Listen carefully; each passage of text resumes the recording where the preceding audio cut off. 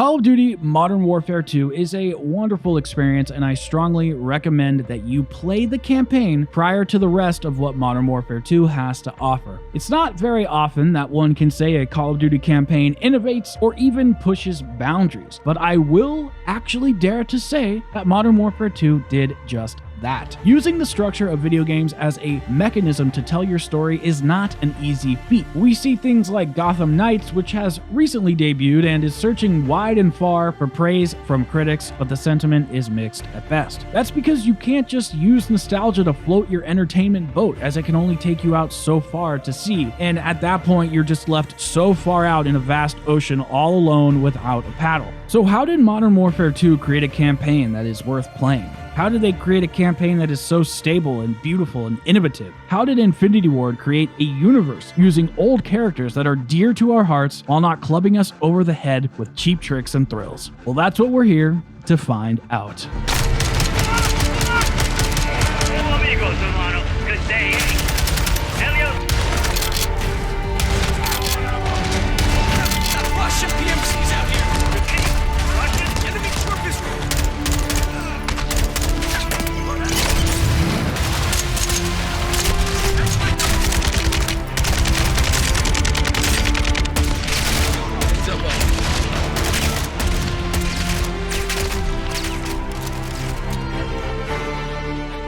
So firstly, I want to say that I did cuck a little bit. I rebought Modern Warfare 2 on PC again. I started playing the game on my PS5, and I just remembered how much I hate playing with a controller overall, so I did buy the game again, and I also kind of wanted to test to see how the game did on console versus PC. So I know I said I wasn't going to buy it until after launch, but I did anyway, so I sincerely apologize for lying with an agenda.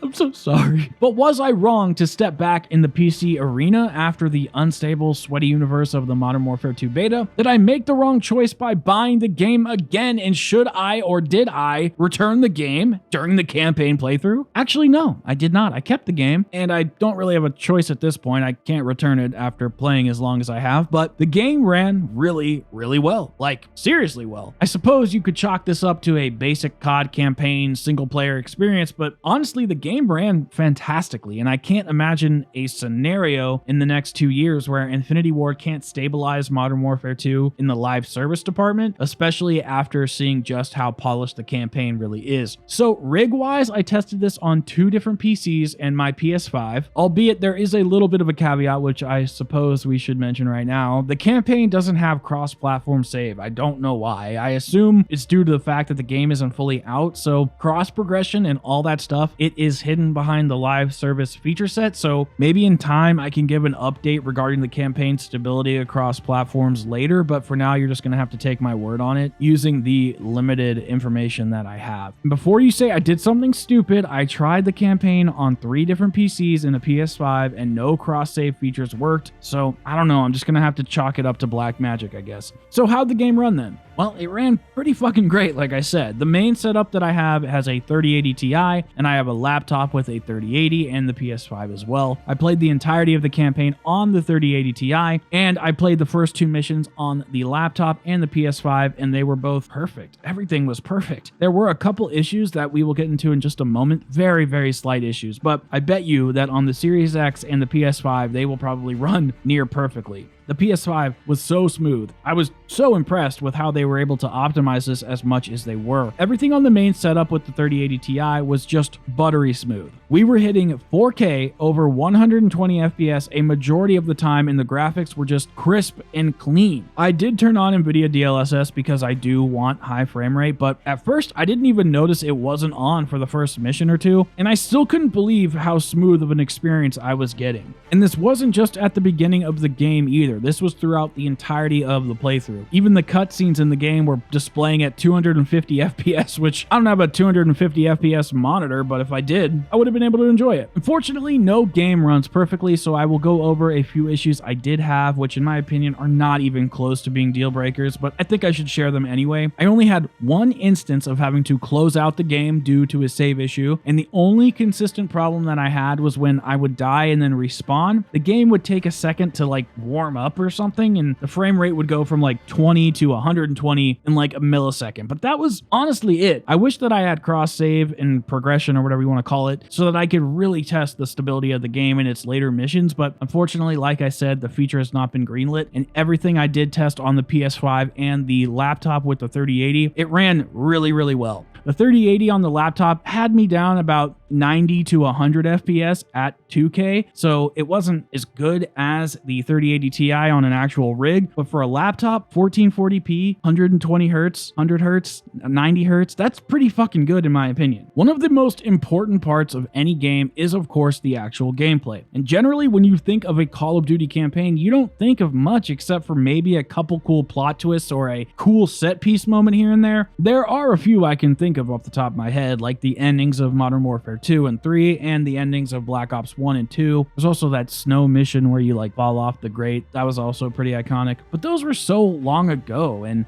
not that COD campaigns have been bad or anything since then. I actually really liked Cold War's campaign a lot. It really felt in line with the original Black Ops games from 10 years ago. But as far as the Modern Warfare series and other games put out either by Infinity Ward or Sledgehammer, there just hasn't been much progression when it comes to how the COD campaign is packaged and presented. This is where Modern Warfare 2 stands out a lot, in my opinion. And it's not that Modern Warfare 2 has lit the world on fire with some new gameplay mechanic that we've never seen before, but it mixes things up in how we are consuming these features that make them feel somewhat refreshing, or perhaps allows you to look at another element of a COD game with a new and updated perspective. Now, the missions we're going to be discussing here today are going to have some spoilers, so if you are not interested, I will have timestamps below so that you can go to another part of this review, or you can just watch it after you have played the game. 3, 2, 1. Here we go. You can click off now. During the reboot of the Modern Warfare franchise, the 2019 campaign was a bit reserved in my opinion. They tried a few things narratively that were supposed to like shock and awe us, like that kid who kills a soldier, but honestly, the only mission that I remember fully was Clean House. This was the mission where you take your night vision goggles and go through a house and decide who were enemies and who were civilians, and you take each enemy out slowly and methodically. With this sequel, Infinity Ward saw how popular that mission was and took that concept and ramped it up to 11. I remember interviews from back around 2018-2019 where developers were stating how they wanted to create a claustrophobic feeling for the player when it came to navigating through buildings. What this means is generally when they design a building for a character, they make everything larger so it actually feels like the right perspective when you're moving through a space. But with Modern Warfare, they actually made doors and buildings to scale, and it made you feel really tiny and small when you were actually playing the game. And that same mentality holds true in Modern Warfare 2. There are a number of missions that intentionally squeeze the player into these tight spaces where you are limited in where you can go and what you can do. But then you will eventually come out to a wide open playground, allowing you to mix and match everything you do. And what's really interesting with this concept, as well as the mentality of what stood out to me here, is that Infinity Ward has found other ways to give the player that feeling of claustrophobia or helplessness while simultaneously feeling overpowered with your weaponry. The three missions that stand out to me as being a great use of the mentality that Infinity Ward was going for are the mission where you're chasing a terrorist through the border town in Texas, the cartel chasing you through the mountains, and of course, the mission where you're hanging upside down from a helicopter and car hopping. I want to break down a little bit as to why each of these missions did such a good job of reeling the player in, as well as encapsulated that clean house vibe that I mentioned before. With our first example taking place in Texas, you see our enemy hopping over the border wall, so we hop over the wall as well. Then you are inside of a dark brush area, not really knowing where your target is heading, until you hear a deep southern accent yelling at somebody, which is your first clue as to where to go. This is all happening at an incredibly fast pace, as well as this is a chase scene and is causing the player to go from brush to tight-quartered civilian homes to the open streets to the homes again, and back and forth you go. Going inside of the homes makes you feel vulnerable, as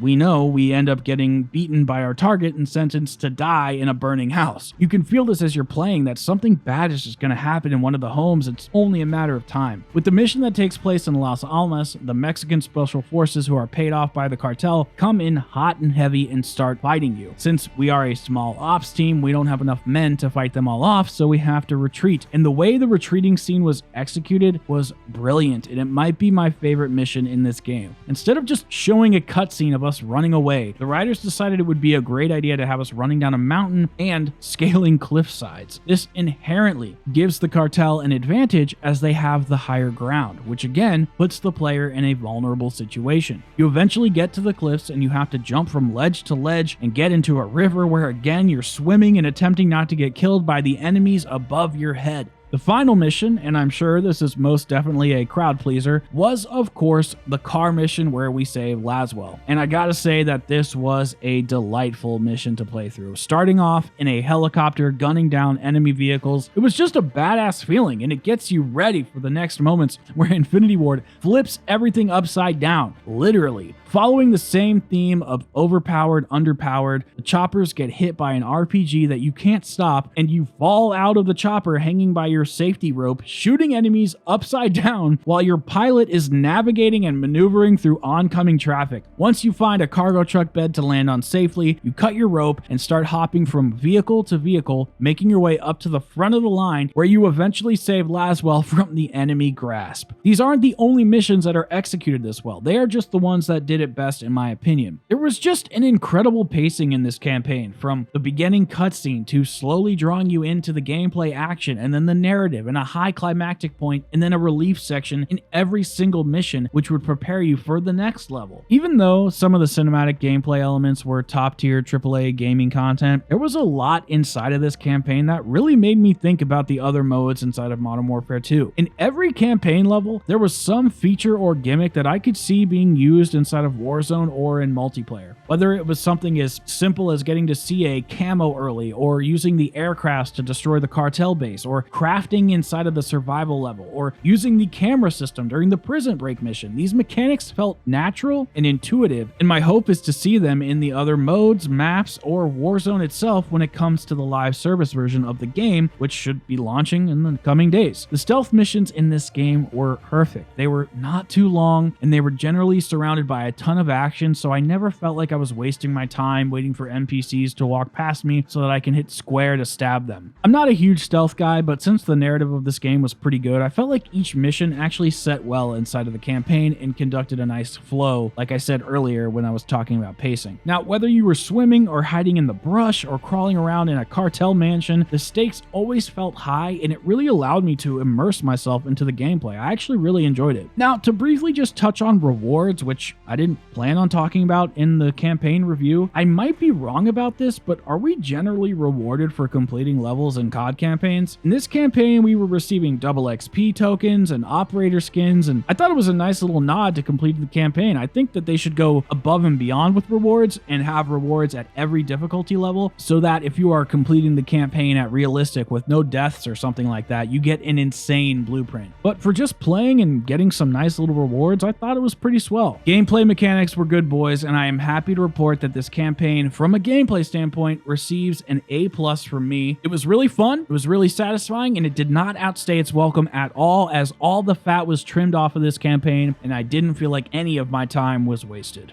I think the best choice that the directors at Infinity Ward made was going all in with the campaign. There was a bit of a nostalgia trip with the use of all the characters, but it didn't feel like they were pulling from the well, as all the ideas in the campaign were pretty original. I think. I'm not a huge Modern Warfare lore nerd, so I may be entirely wrong. But Infinity Ward didn't tiptoe around with the storyline at all. It was balls to the wall, action-packed with just enough twists and turns, some predictable and others not so much. I'm not going to go heavy into the details of the story here. I understand if you want to go in blind, but there are going to be some spoilers, so timestamps are going to be posted on the screen, but we're starting now. As I said, this narrative had elements of predictability and a few twists that you didn't see coming, and then there were some threads that I never really felt like were satisfied, but that's okay. It's a COD campaign, not a Christian Bale movie. It's going to be all right. But let's start off with the predictable stuff. I think it's safe to say that we all knew General Shepard was the one who lost the missiles, or he was going to be involved in the plot where the missiles got screwed in some way. I mean, why else was he so hellbent on not figuring out the source of them at the beginning when Laswell wanted to investigate? But what I didn't see coming was the plot twist by Graves. He really screwed our characters over, didn't he? Not only did he betray Ghost and Soap, but he took over Alejandro's base. It was pretty intense, especially after how we all worked together moments before on the Dark Water mission, blowing up that tower, and Graves even checked in on Alejandro, making sure he was alive. And I know there are going to be some of you in the comments going, "Oh, I totally saw Graves' betrayal." No, you didn't. You're a liar! You're a liar! You know something that you're not telling us, you slimy scumbag liar! In fact, real quick, let's roll the tape and experience that all over again.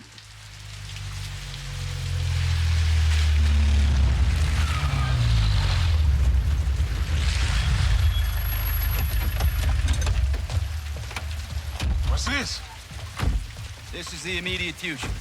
Step away from the gate. What? You heard me. You're crazy. This is my base. Not a base.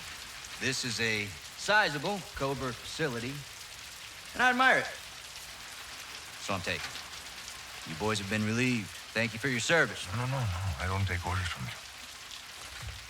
Didn't Valeria say that? Now that makes me wonder what else I don't know about your affiliation with the drug lord. What the fuck did you just say to me, pendejo? With lying briefs. Don't do that. Don't do that. No one needs to get hurt here. Are you threatening us? Soldier, I don't make threats. I make guarantees. So let's not do this. I'm calling Shepard. General Shepard sends his regards. He told me y'all wouldn't take this well. He knows about this. He's put me in command of this operation from here on out. So y'all need to stand down. It's time to let the pros finish this. Why the hell are we talking like this is some kind of negotiation? It's not. I've got my orders. And now you have yours. And who the fuck do you think you are, cabron? My men are inside! I'm afraid not. Your men have been detained. Graves, what the fuck?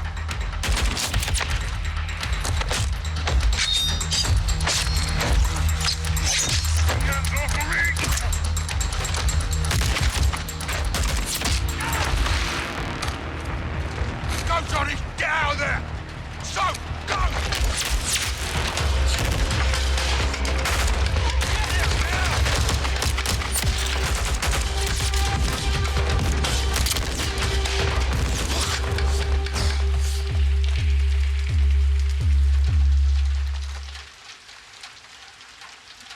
You there, Ghost?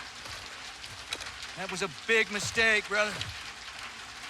Did not have to be like this. Son of a bitch. Find him!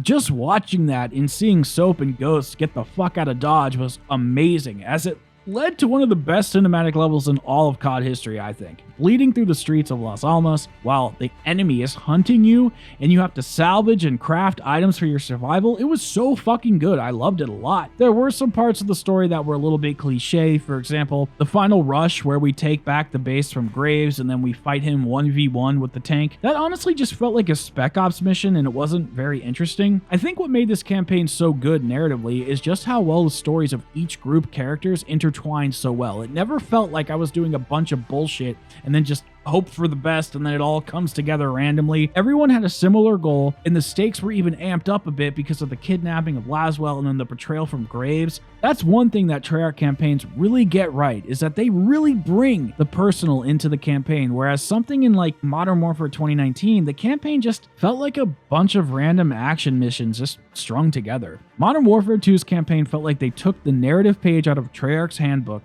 and put their own spin on it and added all the gameplay innovations, which were very refreshing. Was it perfect? No. I wish we dove deeper into the story of Valeria and Las Almas, and I wish we found out what happened with Shepard after we destroyed Graves. But I think the way that the game ended with us destroying the bomb was a beautiful scene. Climbing down the side of the skyscraper in downtown Chicago, we find the terrorist who's trying to blow up the Pentagon. We acquire his remote control to the missile, and we have to disarm the bomb under an immense amount of stress. Guards are chasing you. The timer of the bomb is ticking, and if you're too loud, the guards are going to kill you because you don't have any weapons. Once you disarm the bomb, the main terrorist, Hassan, is about to kill Soap, and then Ghost snipes him from the next skyscraper across town like a fucking badass. It was cheesy as fuck, but I loved it, man. It was great. Let me just end with this about the story, alright? Having Ghost and Soap be the main characters, or at least what I perceived to be the main characters, was the right call. Captain Price is a good character, but there is just so much of this universe to explore, and the writers did a wonderful job of giving everyone the appropriate amount of screen time and playtime. The pacing, the gameplay, the narrative bits, and weaving it all together, it is not an easy task to complete, and it was done seamlessly. So I applaud all of the members of the Infinity Ward team who worked on the campaign. You did great work, and I look forward to Modern Warfare 3 and the hunt for Makarov in 2029. Dear God, I hope it's not that far away.